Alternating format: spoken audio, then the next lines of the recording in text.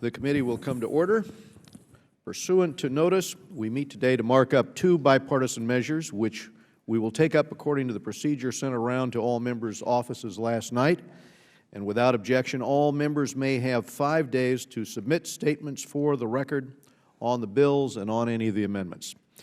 The Chair first calls up H.R. 419, the Taiwan Policy Act, and without objection, the Ross-Leitonen amendment in the nature of a substitute that was sent to your offices on Monday is made the pending business of the committee at this time. And without objection, the brief Grayson Amendment 198, which is agreeable to Ms. Ross-Leitonen and was provided to all members last night, is considered adopted, and the Ross-Leitonen substitute as amended by Grayson 198 will be considered base text for this markup today and is considered read and open for amendment at any time. And after recognizing myself and the ranking member for brief remarks, I'll be glad to recognize any other members seeking recognition to speak on this particular bill. As a strong supporter of U.S.-Taiwan relations and a co-sponsor of this legislation, I'd like to begin by expressing my appreciation to our Chairman Emeritus for authoring this good work. Taiwan, as you know, shares many common values with the United States, and earlier this year, the ranking member and I traveled to Taiwan with a bipartisan delegation and discussed many of the issues that are addressed in this particular bill. Our relationship between this country and Taiwan is a cornerstone of U.S. foreign policy in the region, and this bill bolsters the U.S.-Taiwan diplomatic relationship and helps to ensure that Taiwan will be able to defend itself by authorizing the transfer of defensive military equipment. There is no better indicator of strong relations between countries than flourishing trade. The Taiwan Policy Act recognizes this by calling on the United States Trade Representative to quickly conclude the ongoing Trade and Investment Framework Agreement, the TIFA negotiations, with Taiwan, and to begin negotiations on a bilateral free trade agreement with the country. Last month, the President signed legislation passed by this committee to bolster Taiwan's participation in the International Civil Aviation Organization. This bill is another positive step in our relationship, and I urge my colleagues to support the Taiwan Policy Act, and I now recognize the ranking member for his opening remarks.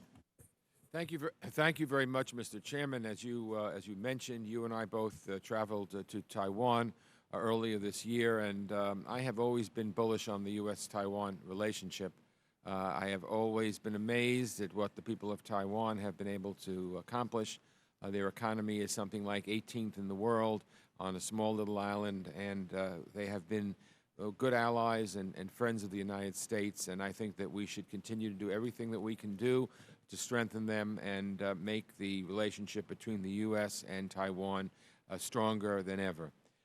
This Taiwan Policy Act of 2013 is introduced by our colleague, Rep. Ileana Ross-Leitonen, and I support it wholeheartedly. It's intended to update and strengthen certain aspects of the U.S.-Taiwan relationship. It includes a provision that would allow senior leaders of Taiwan to visit the United States and not just on so-called transit stops on the way to other countries.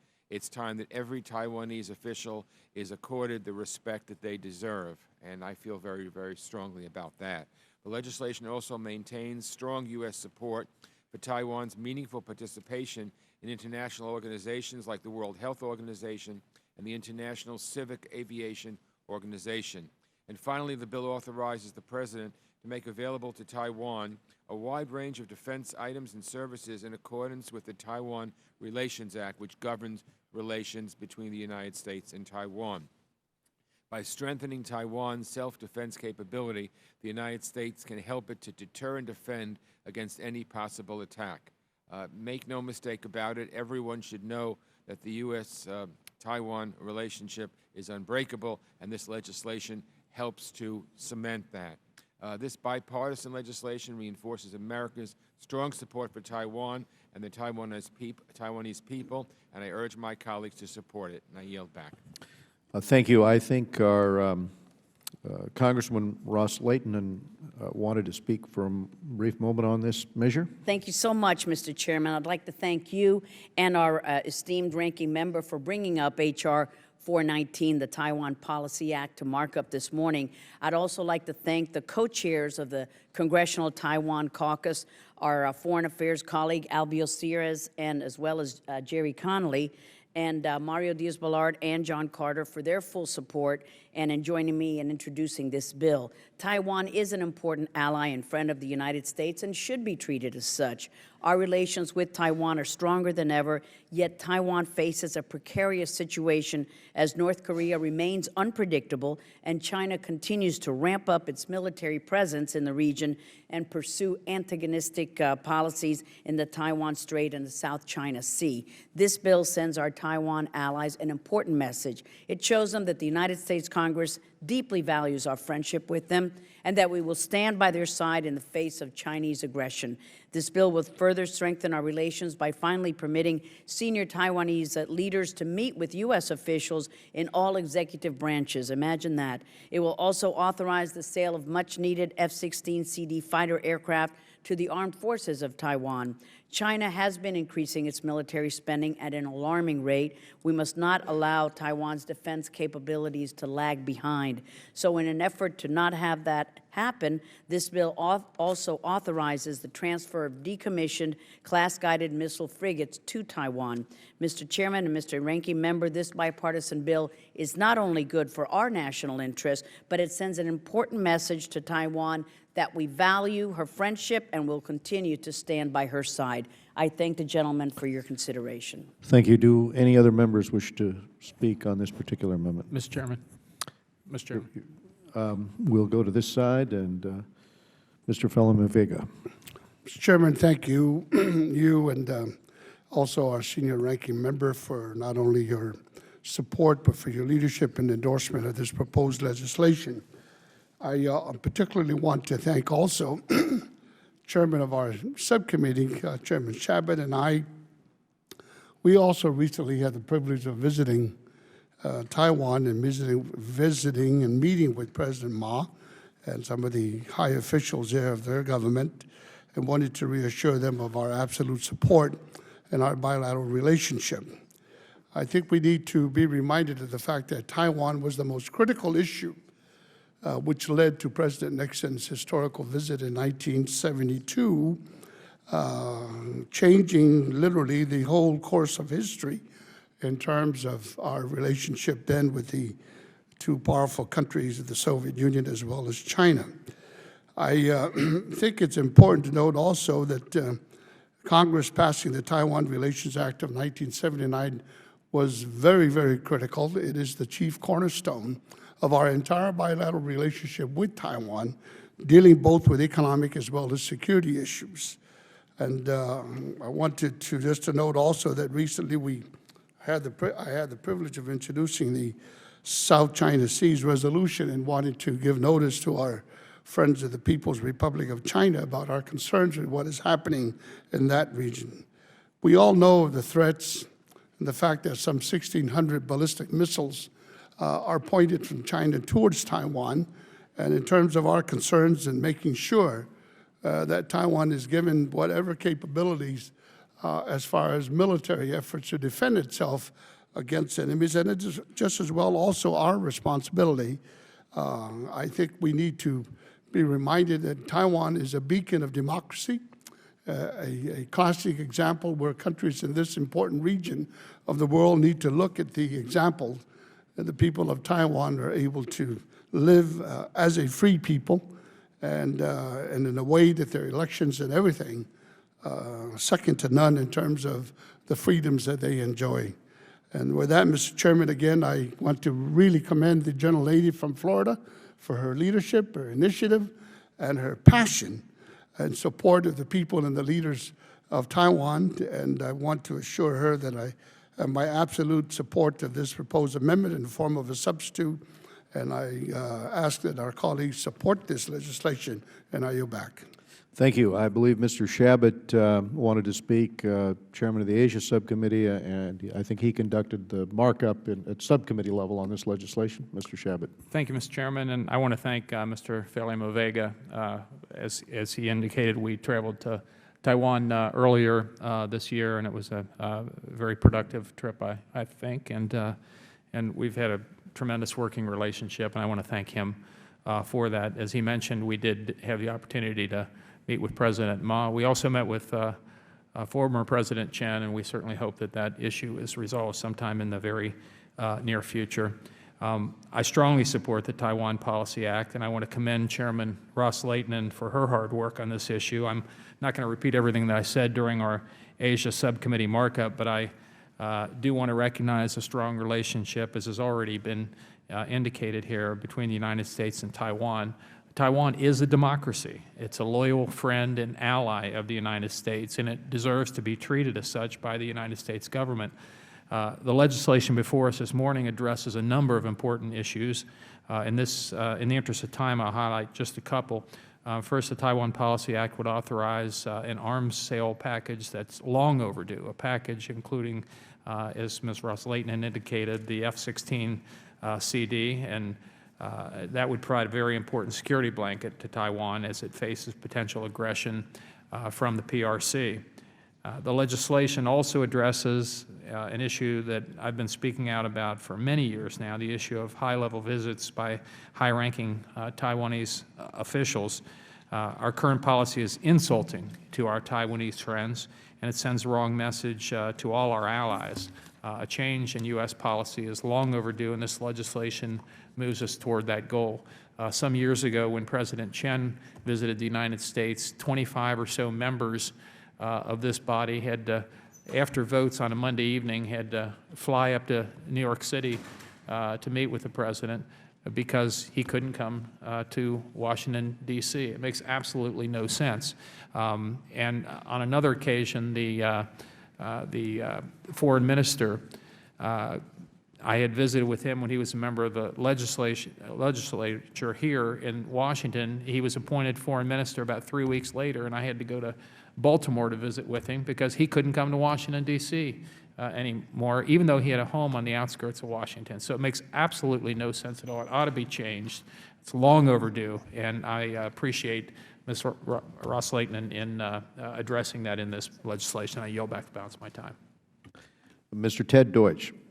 Thank you, Mr. Chairman, and thank you to Chairman Emeritus Ross-Leighton for this legislation that reaffirms the special relationship between the United States and Taiwan. Since Congress first passed the Taiwan Relations Act in 1979, there's been overwhelming support for the strategic and economic relationship between our two countries. Taiwan is the United States' 8th largest trading partner, with trade totaling $60 billion annually. Taiwan's provided a reliable partner and ally for the United States in the Pacific. But as we confront various regional challenges and changing dynamics, this is a relationship that needs a long-term strategic vision. The United States will continue to support Taiwan's strategic needs, and I hope that in time we will see the delivery of the F-16 CDs to Taiwan. There's no doubt this island nation plays a vital role in the world's economy and deserves a place in the international community. Taiwan's ability to participate in international fora is consistently hindered, and the United States must continue to work to ensure that Taiwan receives observer status in various UN bodies like the International Aviation Organization and the World Health Organization. Perhaps most importantly, we will continue to cement the strong and vibrant relationship between the American people and the people of Taiwan. Thank you, Mr. Chairman, and I yield back. Mr. Matt Salmon of Arizona. Thank you, Mr. Chairman. From 1977 to 1979, I was privileged to be a missionary for my church in Taiwan. And I lived in the southern part of Taiwan. I learned the Chinese language, and I learned that the people of Taiwan are a freedom-loving people, hardworking people that feel very, very strongly about their relationship with the United States. In fact, many, many times they mentioned to me how welcome I was being from Arizona, because Barry Goldwater, who was our senator at the time, was referred to as Mr. Taiwan because of his immense support for Taiwan. I was also there in 1979, living there, when Jimmy Carter normalized relations with China and severed diplomatic ties with Taiwan. And I've got to tell you, a lot of those folks were very dispirited, and they felt like at that time maybe the United States was walking back from its friendship and its commitment to one of the strongest allies that we've had, probably next to Israel, the strongest ally that the United States has had. And we shared with them that that doesn't do anything to diminish the strength and the commitment of the United States. And they were patient, and they stayed with us.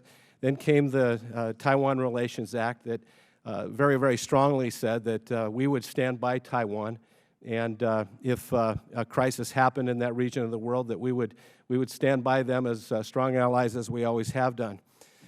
Fast forward a little bit, and I was privileged to be there at the swearing-in of Lee Teng-hui. He was the first freely elected president from that region of the world in, oh gosh, I don't know how many decades, but what a wonderful experience that was. And as I watched that budding democracy unfold in Taiwan, it couldn't help but bring tears to my eyes, but joy to my heart, to see them, like we did over 200 years ago, try a new experiment, a new way of doing things. As I watch what's going on in Taiwan, and I see their continued love of freedom, and I watch as we on this panel express all the time that this relationship with Taiwan is one that will stand the test of time. It makes me feel really good. I think about the future of the eastern part of the hemisphere, and I think that Taiwan is a wonderful example, I believe, for the rest of that region to follow. And ultimately, I believe in our lifetime, Mr. Chairman, they will lead the way to big, big reforms, I believe, on mainland China.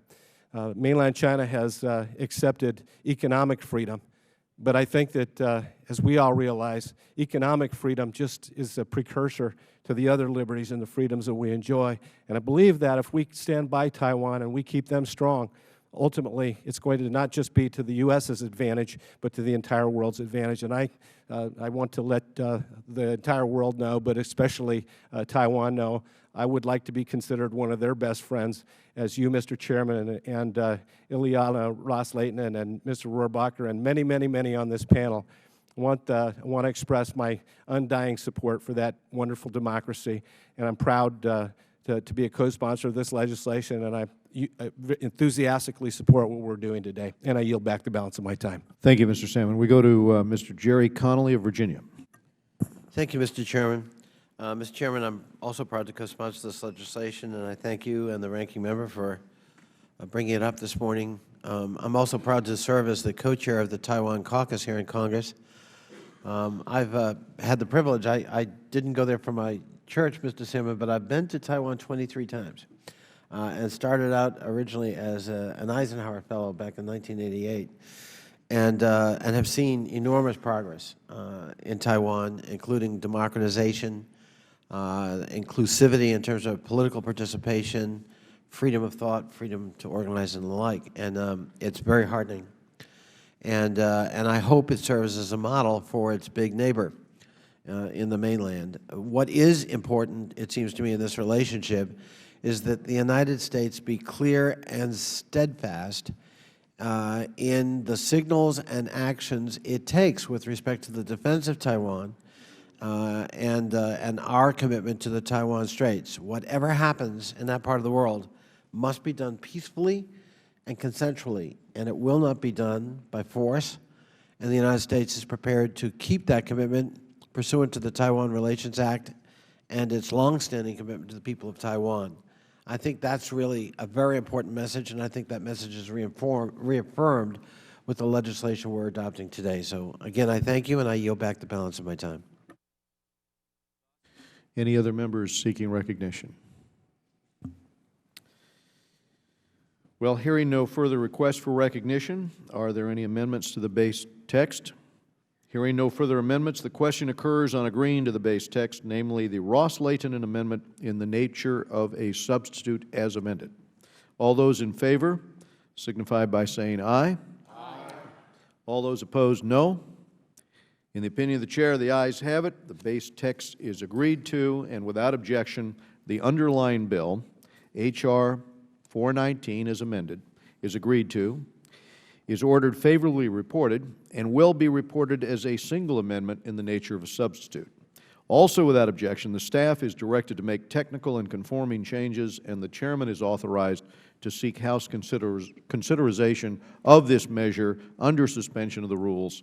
And moving on, the Chair now calls up the bill H.R. 2848, the Department of State Operations and Embassy Security Act for fiscal year 2014.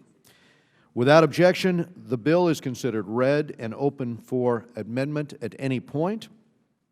As all officers were previously notified, I will now call up the bipartisans managers en bloc, and then we'll recognize first myself and then the ranking member and any other members wishing to speak on the bill or to speak on the en bloc components of the measure. Without objection, the following amendments previously provided to all members and which you have in front of you will be considered en bloc.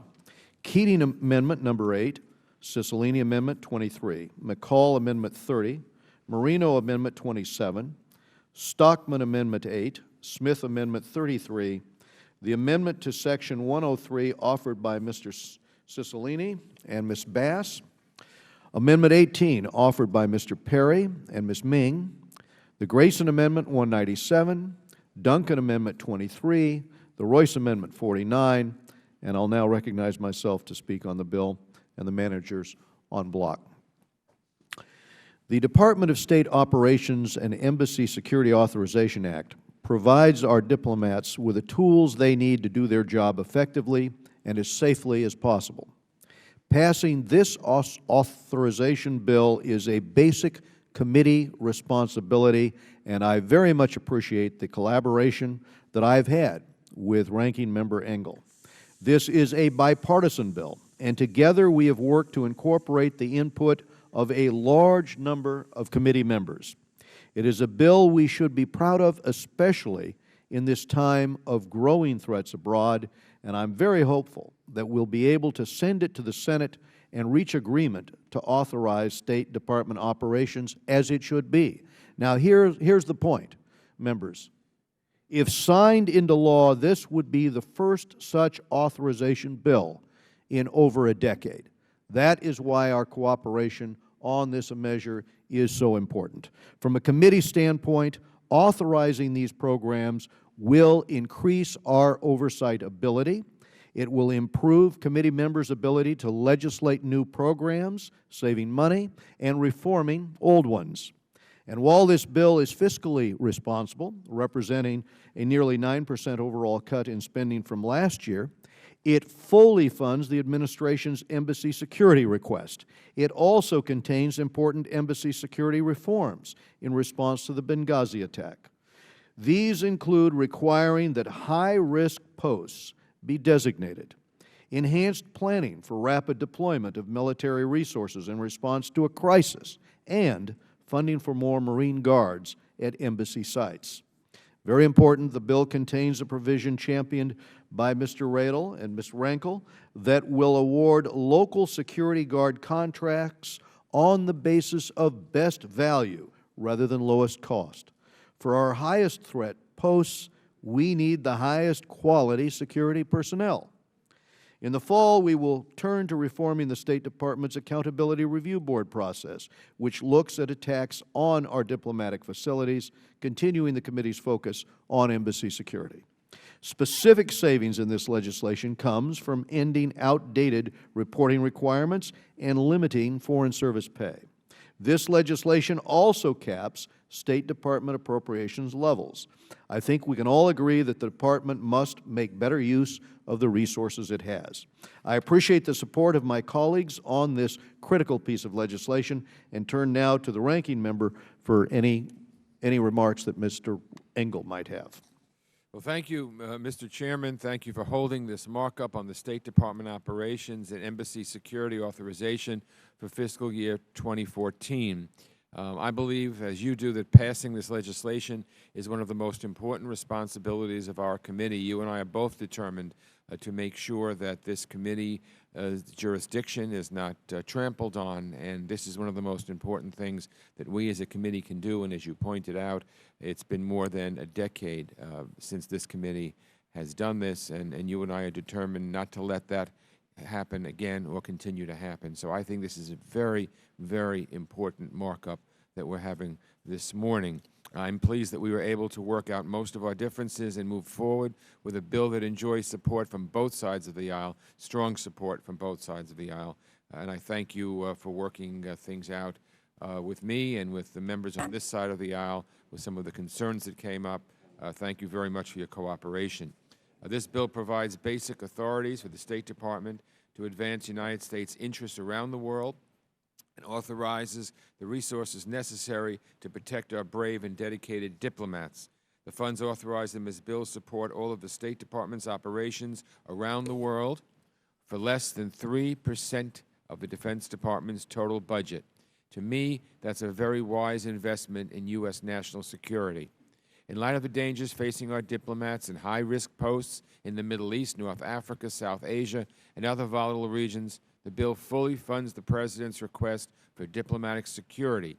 This will allow the Department to construct 6 new secure embassies, support 151 new diplomatic security personnel, and build facilities for 26 additional Marine Security Guard detachments.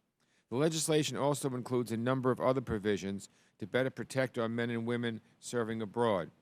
This includes the text of a bipartisan bill introduced by Representatives Riddell and Frankel that gives the State Department flexibility to award local Guard contracts at high-threat posts on the basis of best value rather than on who had the lowest bid. In the past, having to accept the lowest bids sometimes resulted in poorly trained local security forces that endangered the safety of our diplomats and development experts.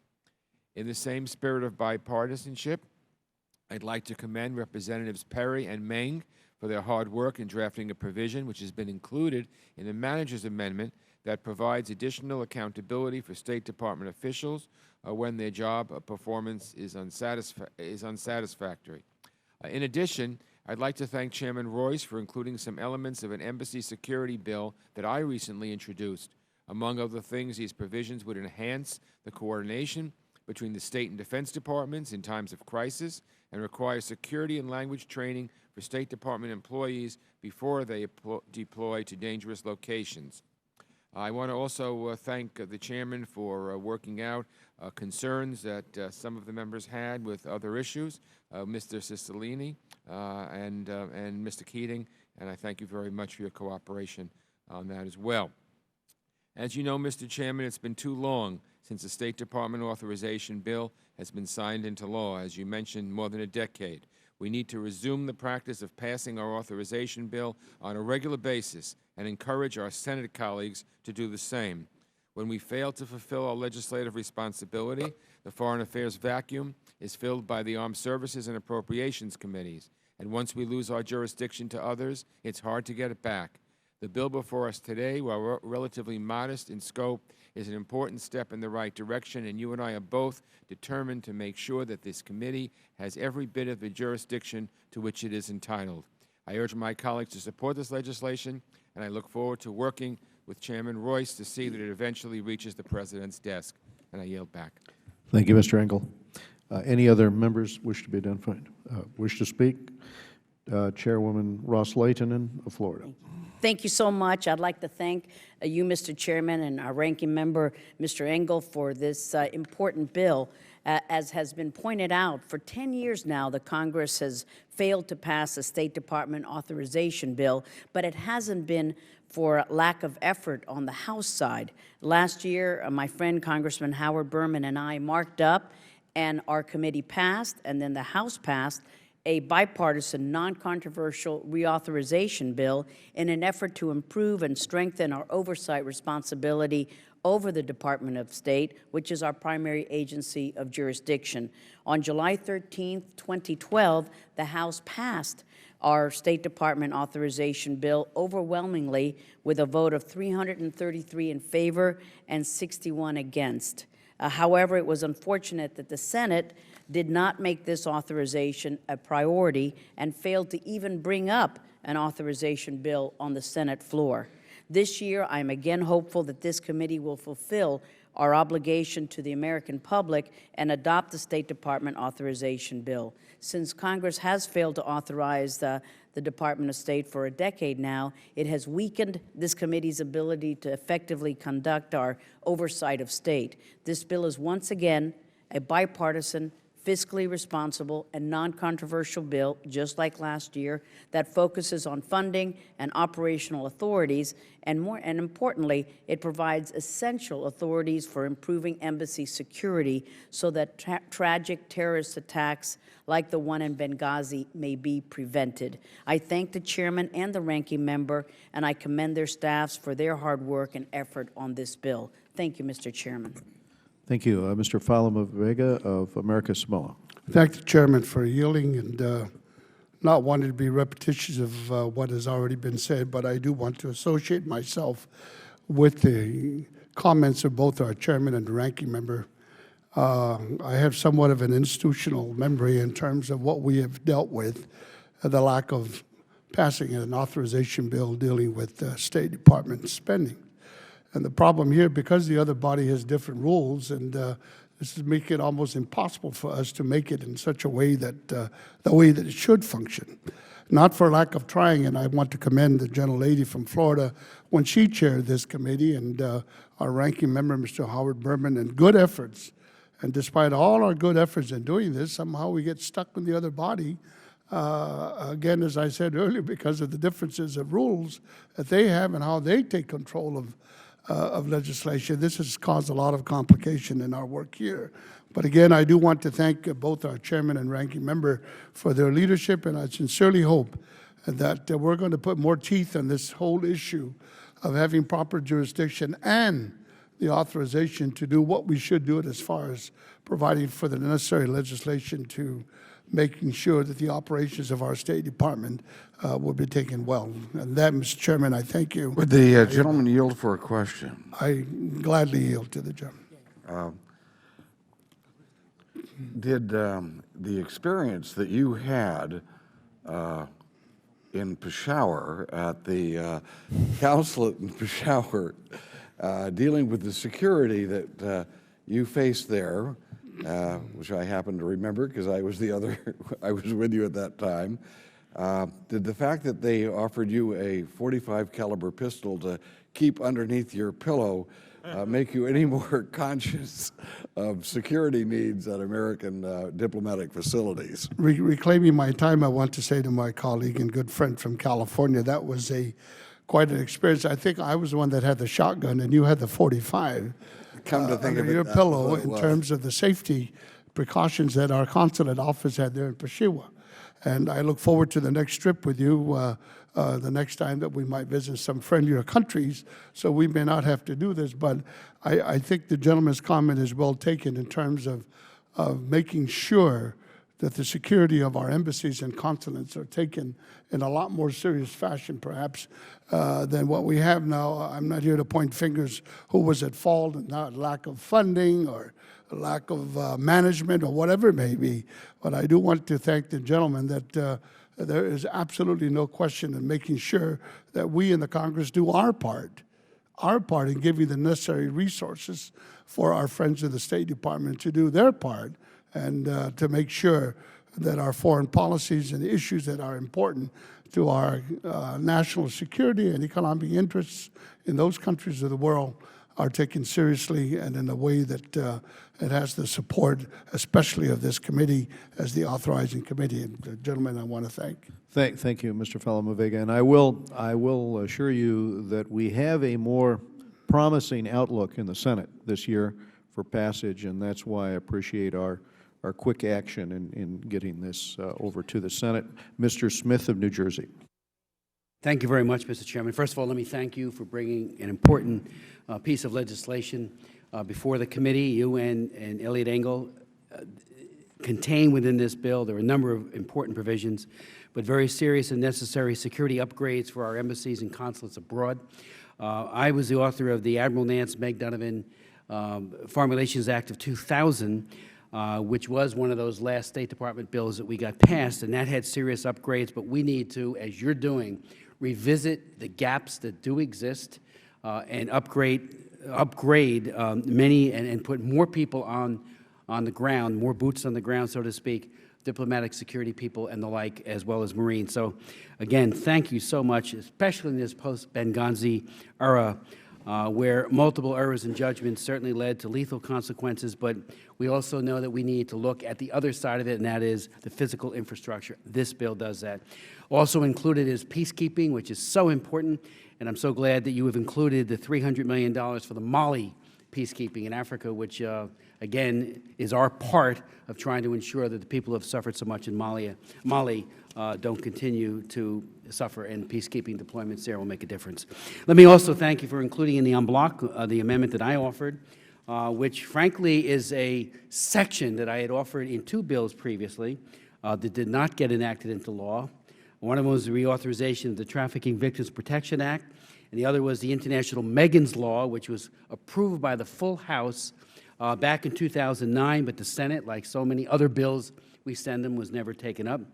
And that is a very important provision that will limit to 1 year or such time as the Secretary of State shall determine appropriate the period of validity of a passport issued to a sex offender. In other words, the big national Megan's Law database will now allow, rather than 10 years, which is a huge amount of time for these sex offenders to get on a plane and travel, the Secretary will have the capability to reduce to a year how long that passport is valid. The General Accountability Office, back in a couple of years ago, issued a report called "The Current Situation Results in Thousands of Passports Issued to Registered Sex Offenders," and they found that some 4,500 U.S. passports were issued to known registered sex offenders in fiscal year 2008 alone. The GAO emphasized in the report that this number is probably understated due to the limitations of the data that was available to analyze and to access. And again, let me remind members, once you get a passport, it's good for 10 years. And these people travel. Not all of them, but many of them. We know at least 4,500 per year are getting, and that calculates, to about 50,000 Megan's Law registered sex offenders. These are convicted pedophiles, hop on a plane and go to Cambodia, go to Bangkok, and go to other places to abuse little children. Megan Kanka, the little girl after whose name Megan's Law derives its name, lived in my hometown. In 1994, members will recall, Megan was brutally killed and exploited and raped by a convicted pedophile who lived across the street from her house. I know the parents very well. I know the family very well. And that began the push in every state of the union of what we call Megan's Law. And now we have a national database that takes all of those names and keeps an ongoing listing of them. And there are obviously things they have to do. But again, they travel. This gives the Secretary of State some additional authorities to make sure that he or she can limit to a year how long that passport is good for. And I would remind my members finally, as my time comes to an end, that I will be reintroducing International Megan's Law. It did pass when Howard Berman was chairman. We worked in a very bipartisan way. There was pushback from the Justice Department and others, which I find to this day absolutely appalling. We know that these kids are being, ICE has done a wonderful job on a sporadic basis when they know that someone is getting on a plane to travel to exploit children and sex tourism is in ascendancy, not descendancy. They have advised countries of destination. In one case in California, it was known that a number of pedophiles were getting on a plane to go to Korea. Very fine officers in ICE notified Korea, and they said, no way they're coming into Korea to exploit our children. So knowledge is power. The International Megan's Law is a means of comprehensively doing this. This disparate provision of that, which Chairman Royce has kindly included as in block as part of an amendment, will at least give one tool to the Secretary of State to mitigate the damage done by these traveling pedophiles. Thank you. We go to Mr. Gregory Meeks of New York. Thank you, Mr. Chairman. And I want to voice my support for H.R. 2848, the Department of State and Embassy Security Authorization Act. I also want to first make sure that I affiliate myself with the remarks of Mr. Smith, who I entirely agree with in regards to strengthening this so that we are not exporting pedophiles and we're protecting our young people. I want to make sure that I let you know I agree with you very much there. This bill provides critical support for U.S. diplomatic efforts around the world and critical programs that ensure our nation remains strong internationally. What we spend on these efforts is a tiny percentage of our national spending, but yet it yields mighty results. Our nation is stronger because of the efforts that are funded in this bill.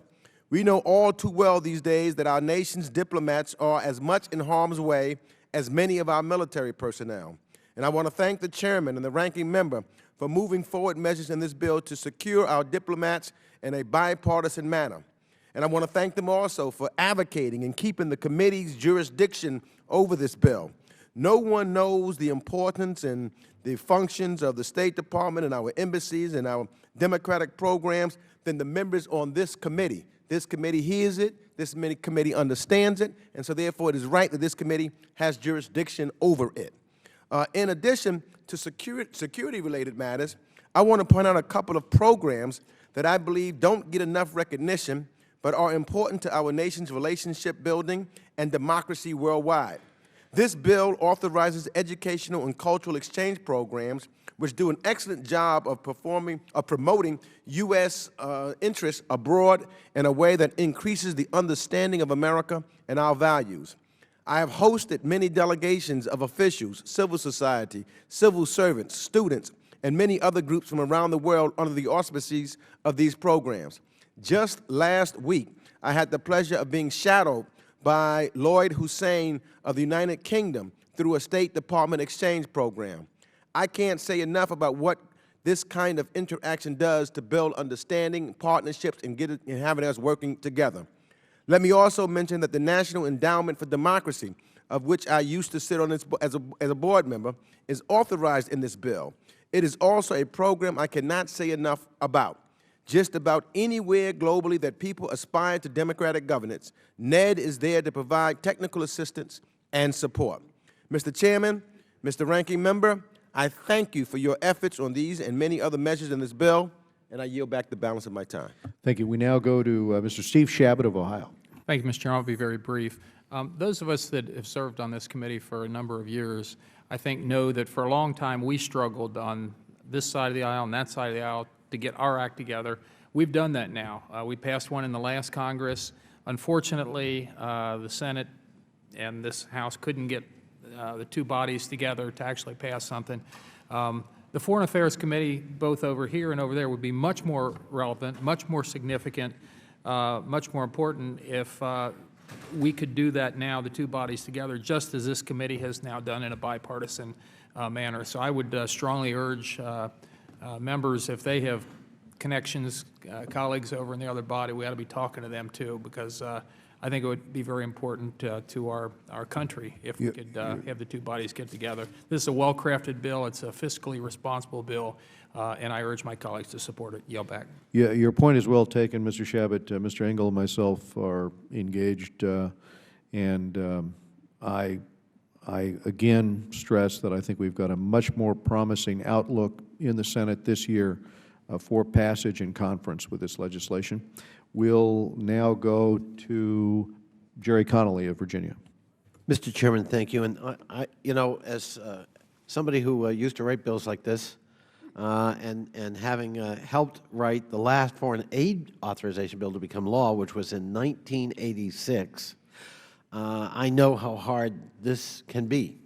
And I commend you and the ranking member, Mr. Engel, for your leadership and our staff, our collective staff, for being able to pull us together. A couple of years ago, we had very hot 2 summer days and well into 2 summer nights marking up the State Department bill, and it was an exercise that maybe made us feel good, but it was doomed to failure and died of its own weight.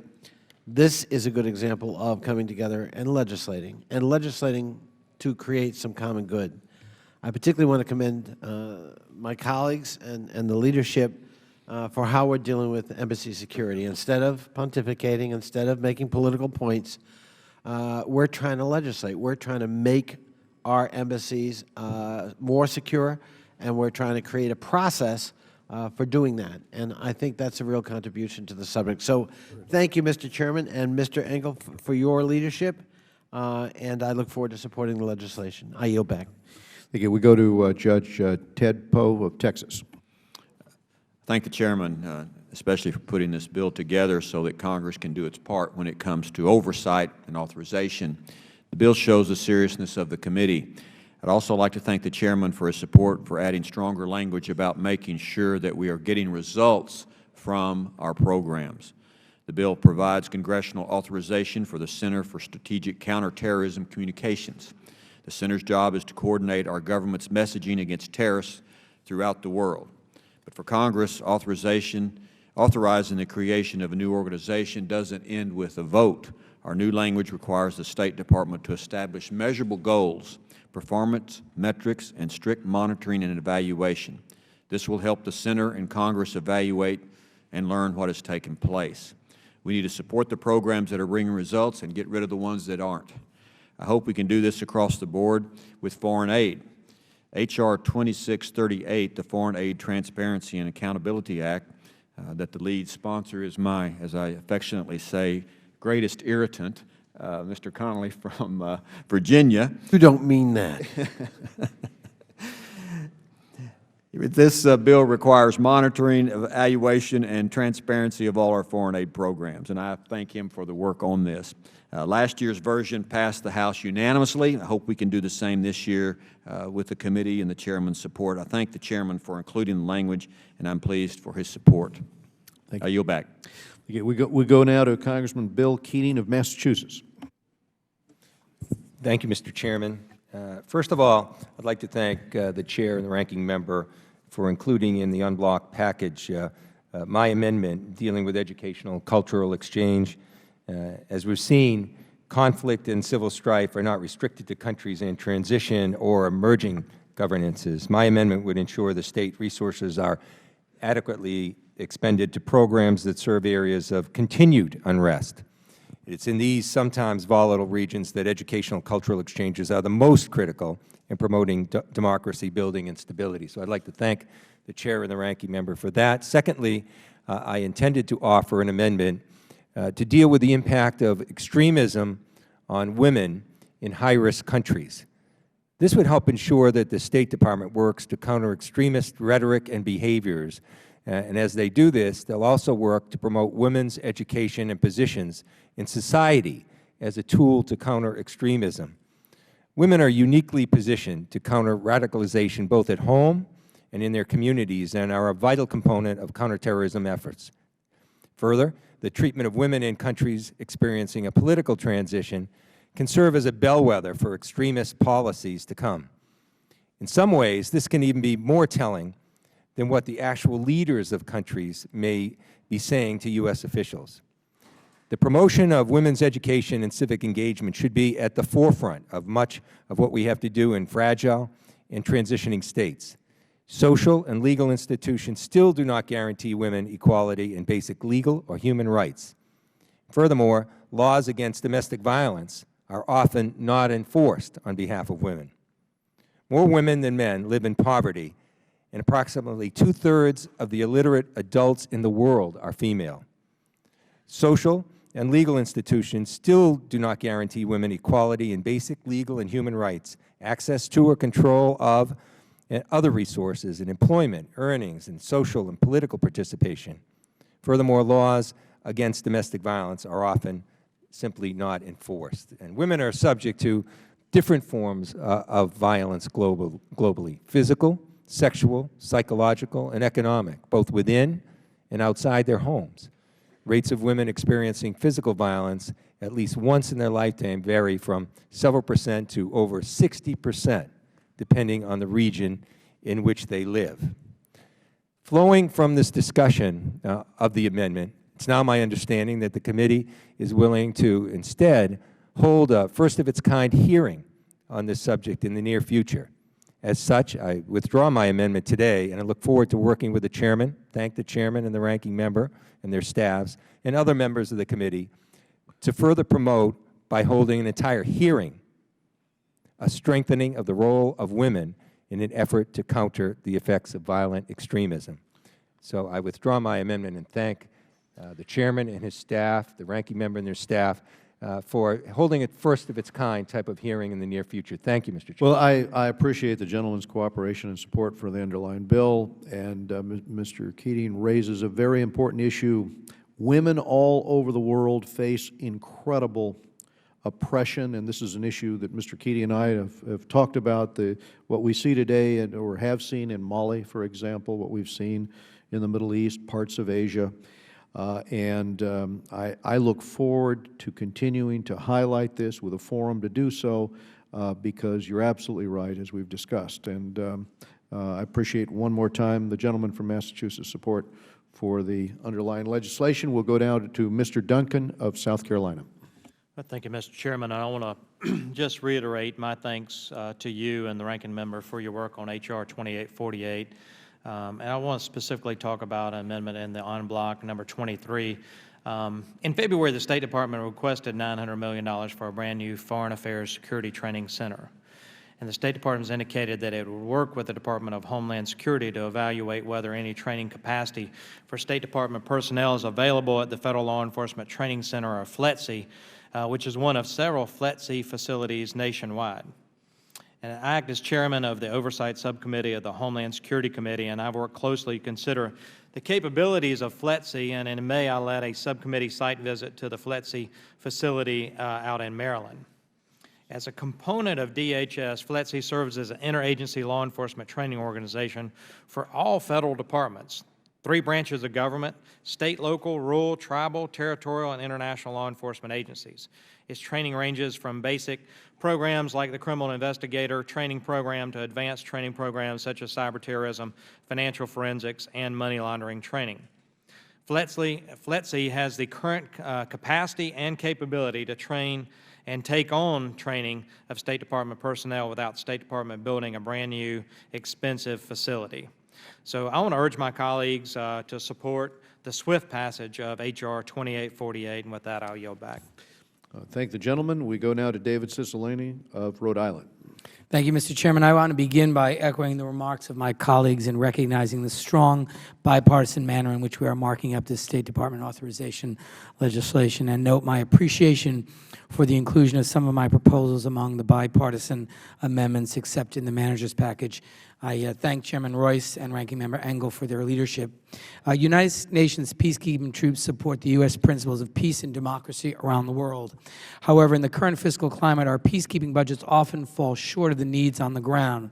This problem is exacerbated by the fact that our fiscal calendar and that of the United Nations are not synchronized. As a result, we are forced to engage in complicated accounting transactions to pay our peacekeeping bills on time, even when the Congress has appropriated enough money to pay those bills. That is why I, along with Ranking Member Karen Bass, proposed an amendment to provide the State Department additional flexibility to pay its bills to the United Nations from appropriated funds. The amendment is budget neutral and focuses on addressing only the issue of flexibility. It is not providing additional funds to the UN. We can and often do disagree about appropriate funding levels, but we should all agree that if we appropriate money for peacekeeping, we ought to make sure it gets to where it needs to go and that it gets there on time. And both Congressman Bass and I both appreciate the inclusion of this proposal in the manager's amendment. I also appreciate the inclusion of a technical change to protect the integrity of our Foreign Service by clarifying a provision in the bill that would allow open positions to be filled by non-Foreign Service officers in time of need. I support the provision in the bill, and my amendment would make it clear that this allowance is merely temporary. The men and women of the Foreign Service, like their brothers and sisters in the military, serve overseas in war zones and dangerous places, and sometimes even make the ultimate sacrifice. Foreign Service officers and their families suffer from exposure to tropical diseases and the assignment to countries with inadequate healthcare systems and potential exposure to crime, violence, civil unrest, and warfare. And throughout their careers serving our country, they amass a great deal of experience, and it is in our best interest to continue to leverage their expertise when possible. Finally, as we discuss the operation of our State Department for the next year, I'd like to specifically note the work that the U.S. Department of State and our Foreign Service officers around the world are doing to protect and promote the human rights for individuals globally, including lesbian, gay, bisexual, and transgender persons. I recognize their good work and encourage them to build upon it today because there is a severe cause for concern. Just in the past month, LGBT individuals have been brutally tortured and killed in Cameroon, attacked and arrested in Russia, and harassed and abused in Jamaica. And I'm sorry to say that the list goes on and on. Yet despite these challenges, remarkable progress is being made to ensure that, as the Universal Declaration of Human Rights states, all men are born free and equal in dignity and rights, regardless of where they're born or where they live. The United States has long stood as a beacon of freedom for all, and we've defended those freedoms here at home and, importantly, around the world. Freedom and equality for women, for children, for religious, racial, and ethnic minorities, and for LGBT individuals. There is much more we can do, and I encourage the dedication of additional resources and support to protect these basic human rights.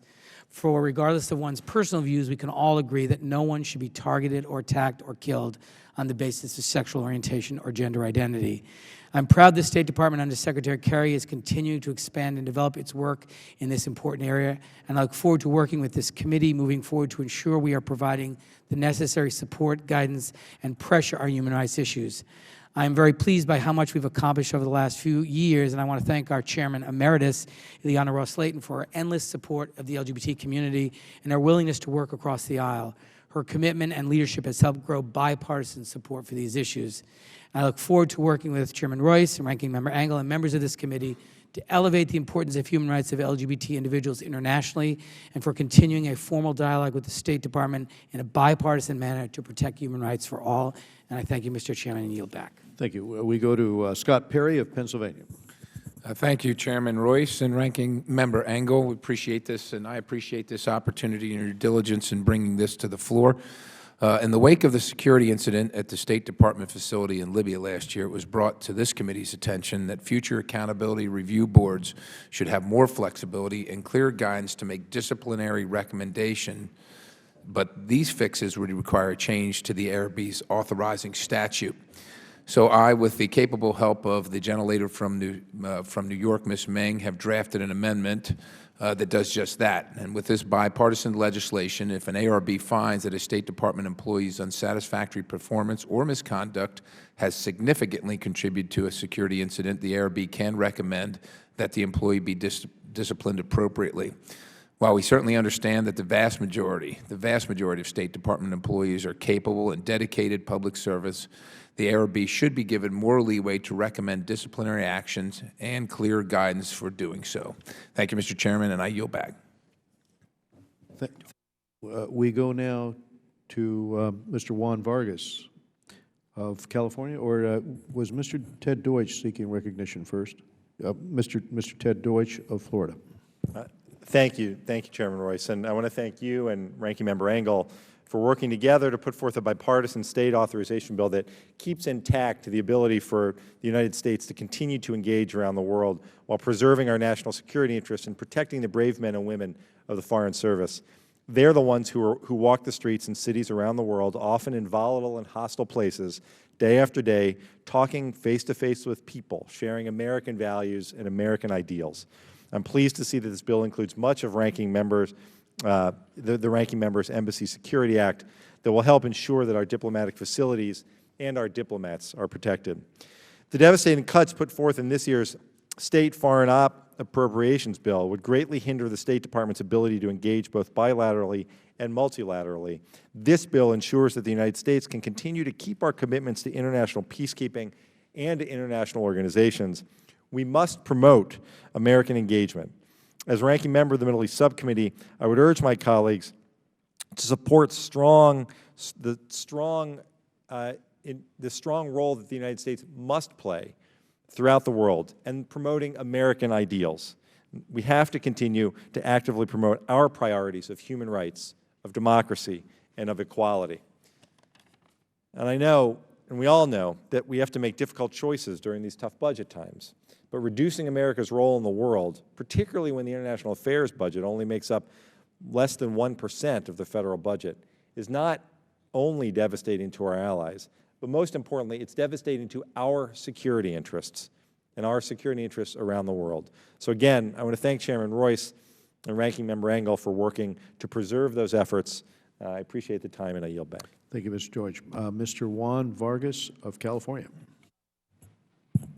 Thank you very much, Mr. Chairman. I, too, want to thank you and the ranking member for all the hard work that you've put into this bill, especially for the security of our embassies. So I won't go and repeat everything that's been said, but I do want to thank you very much. I do want to ask a question, however, that came up since we've been here, and this is under Title II, Subtitle B, Section 212, Border Crossing Fee for Minors. Not sure who would be the appropriate person to ask this question to. I would be probably the appropriate person at this time, Mr. Vargas. Go ahead. Thank you, Mr. Chairman. I would ask then, the border crossing fee for minors, does it apply to both borders equally, the northern border and the southern border? I represent California, the southern border, as you know, and would like to know if this fee is a fee that's collected at both borders, and if not, why not? I'm going to say that as I reference that, what we have included in the measure is the request from the administration, and of course the issue goes to the machine-readable U.S. border crossing ID card. And just as in previous years, the State Department requests the change. In this particular case, we're acting at their request because the cards now include more premium features, and this change simply allows them to recoup the costs, or they don't recoup the costs, but they would recoup a larger percentage, as I recall, of the cost, a greater proportion for providing this service. So I think the question would go to, if this is a service provided uniquely to the southern border, then that is why the language might only, as you have pointed out, might only reference the southern border.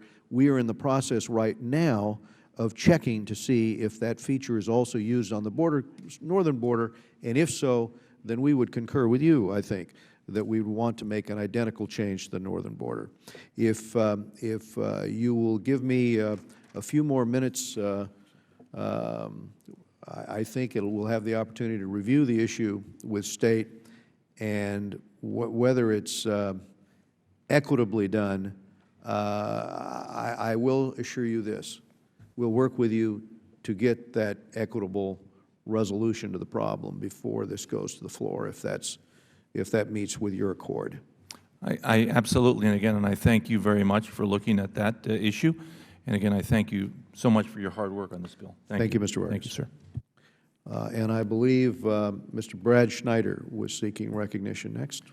Thank you, Chairman. And I will be brief as well. I want to thank the Chair and the Ranking Member for bringing this important piece of legislation to the committee for consideration. I will repeat what has already been said, that this is a good bill. The legislation not only authorizes funds for the Department of State, but also addresses many of the pressing needs our embassies and consulates around the world have, particularly updating and upgrading necessary security. The important provisions in this bill will provide funding for the essential work that is performed by our Foreign Service officers and diplomats, and also create a reinforcing system of security to ensure their continued safety. We cannot, in fact, we must not sacrifice our engagement in the world under the guise of fiscal prudence. This bill strikes a responsible balance between physical security needs of our diplomatic facilities around the world without overly burdening our extremely talented Foreign Service Corps with rules and regulations that would otherwise restrict their ability to perform their important work. I again want to thank the committee for addressing these critical needs, and I yield back the balance of my time. I thank the gentleman. Any other members seeking recognition at this time? Yes, Grace Ming of New York.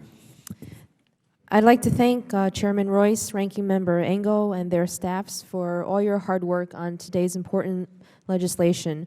I specifically wanted to thank you for agreeing and working to incorporate the Perry-Meng Amendment into this year's State Department authorization bill. This past December, an Accountability Review Board, or ARB, was convened to assess the State Department's policies and response to the attack in Benghazi. However, under the current authorizing statute, an ARB can only recommend disciplinary action against a State Department employee where there has been a quote-unquote breach of duty, a standard which is both very high and very hard to understand. As a result, the Benghazi ARB was unable to recommend disciplinary action against even a single State Department employee. The Perry-Meng Amendment changes that. By lowering and clarifying the standard by which future ARBs can recommend disciplinary actions, our amendment will ensure greater accountability and responsibility at the State Department in the years to come and prevent future Benghazis. I thank the committee for its consideration, and I hope we can continue to move forward in a productive, bipartisan fashion on this and other issues. And I yield back my time.